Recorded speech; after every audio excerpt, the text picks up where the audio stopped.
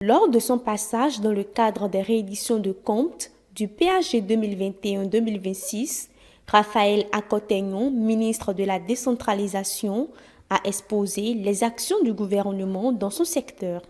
Il a présenté plusieurs réalisations dans ce domaine au cours des dernières années, notamment la désignation des 12 chefs de département du pays, ainsi que d'autres actions marquantes. Je vais parler de la réforme structurelle du secteur de la décentralisation comme principale réalisation dans le secteur de la décentralisation.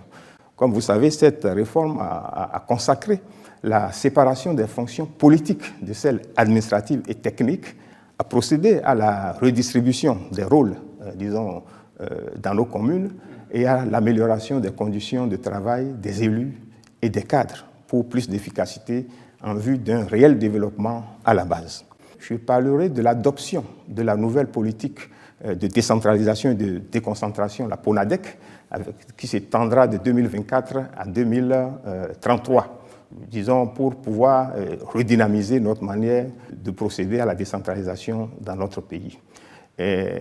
Après cela, il faut parler de l'augmentation des salaires et de la revalorisation de la grille salariale au niveau des agents des collectivités territoriales. Donc depuis le 7 décembre 2022, c'est devenu une réalité.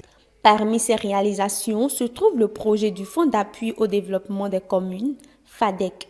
Le ministre a expliqué le processus de transfert des ressources du FADEC vers les 77 communes. Ainsi, sur la période de 2016 à 2023, près de 400 milliards de francs CFA ont été transférés du budget national aux communes à travers le FADEC Investissement, soit en moyenne 50 milliards par an, représentant plus de 2 fois la dotation d'avant 2016. Cela a permis évidemment de réaliser dans les 77 communes près de 7500 infrastructures socio-administratives dans divers domaines.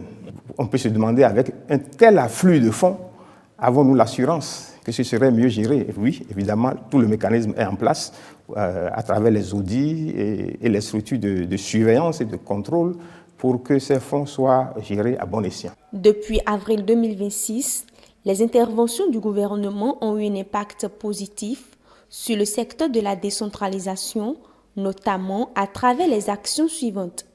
On peut noter une amélioration au niveau de la manière de gérer dans les communes, la production technique ou les prestations dans les communes ont été améliorées.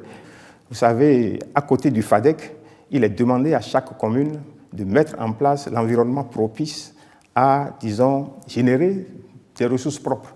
Et nous pouvons dire aujourd'hui avec fierté qu'avec cette réforme, nous avons assisté à l'augmentation des ressources propres dans environ 64 communes sur les 77. À certains endroits passant même du simple au triple. Les communes qui traînent encore les pas, nous sommes en train de faire le diagnostic et avec l'aide de la cellule de suivi et de contrôle de la gestion des communes, pour mieux les accompagner. Les accompagner pour qu'elles ne soient pas, du reste. Selon Raphaël Akot-Aignon, plusieurs mécanismes de suivi ont été mis en place pour gérer ces fonds. Il s'agit entre autres de l'instauration d'audits réguliers des subventions de l'État aux communes, d'une mission de contrôle et de vérification menée par des structures compétentes, ainsi que d'autres mesures similaires.